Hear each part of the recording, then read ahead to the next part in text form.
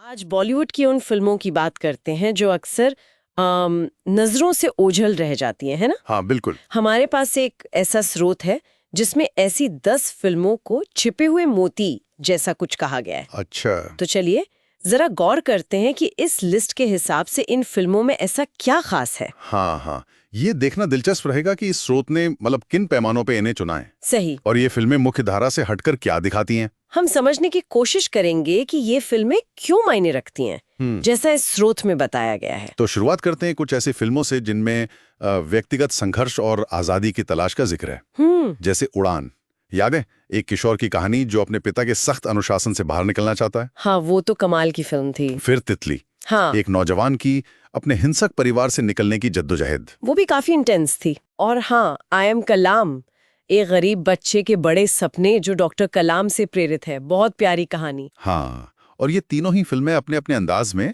दिखाती हैं कि मुश्किल हालात में भी इंसान के अंदर की वो चिंगारी, हाँ, चाहे वो सपनों की हो या आजादी की, कैसे रास्ता बनाती है। बिल्कुल। स्ट्रीट रोड उड़ान में उस घुटन भरे माहौल को जैसे महसूस कराता है और तितली में उस दलदल से निकलने की बेचैनी को। हाँ, ये किरदारों के अंदरूनी संघर्ष की गहरी तस्वीरें हैं। सही कहा। सपनों और संघर्ष से हटकर देखें तो कुछ फिल्में रिश्तों की एक अलग ही दुनिया दिखाती हैं, हाँ, है ना? बिल्कुल। जैसे द लंच बॉक्स, क्या फिल्म थी।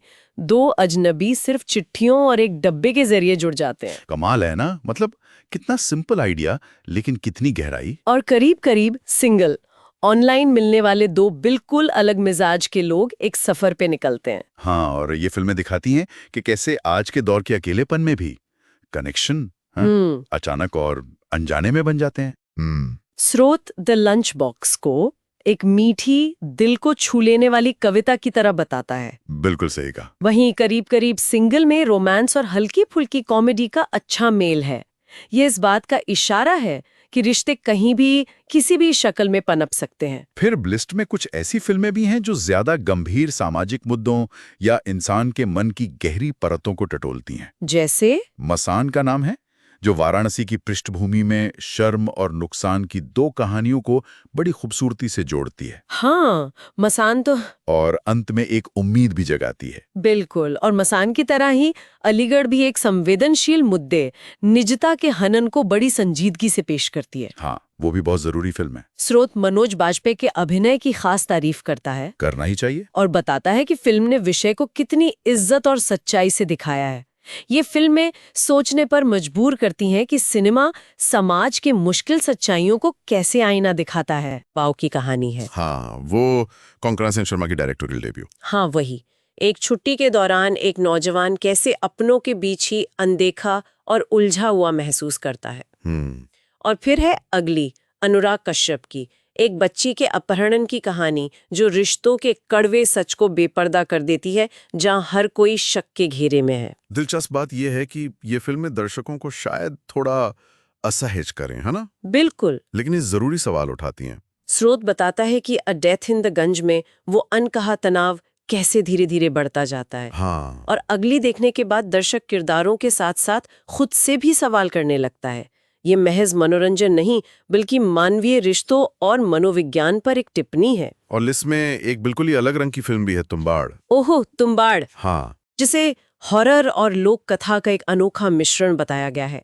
लालच की एक अंधेरी डरावनी कहानी, वो हवेली, खजाना और कोई रहस्यमयी शक्ति। हाँ, तुम्बाड़ जैसी फिल्में दिखाती हैं कि कहानी कहने के कितने अलग-अलग तरीके हो सकते हैं।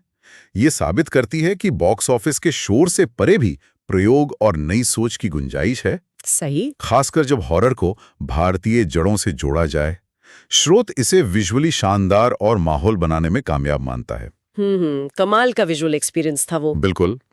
तो इस पूरी चर्चा से ये साफ है कि इस स्रोत ने ऐसी फिल्मों को सामने रखा है जो शायद बड़ी हिट ना रही हों, लेकिन मानवीय भावनाओं, सामाजिक सच्चाइयों और कहानी कहने के नए अंदाज को बड़ी गहराई से पेश करती हैं। हाँ, ये वो फिल्में हैं जो देखने वालों के जहन में रह जाती हैं। और ये हमें सोचने पर मजबूर करता है।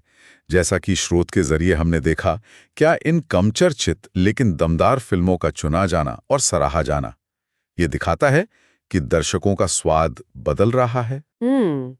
ये एक अच्छा सवाल है। या ये कि भारतीय सिनेमा हमेशा से ऐसी कहानियां कहता आया है, बस अब उन पर ज्यादा ध्यान दिया जा रहा है। सोचने वाली बात।